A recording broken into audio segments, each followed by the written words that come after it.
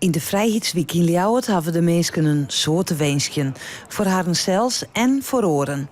Elke keer koe de wensken kwiet in een speciale kriestbeem waarin het joert van alles kwam te hingen. Hele leuke wensen van heel simpel een jochie dat zei ik wens sneeuw. Maar ook hele diepgaande van iemand die haar zoon is verloren. En eigenlijk nog wel even een soort van sterretje wenst voor haar zoon. Als kon ik je nog maar 1 keer zien. En natuurlijk ook fijne kerstdagen, gelukkig nieuwjaar. Eigenlijk heel divers. In de week vervult de Saneem de woonkamer van Solidair Friesland een wichtige functie. Mensen komen hier bij elkaar, want er is een soort insemes. De wens is om een noir vaker op te zieken. Ja, elkaar steunen, want in de korte tijd dat ik hier nu kom, ondervind ik al heel veel steun en liefde.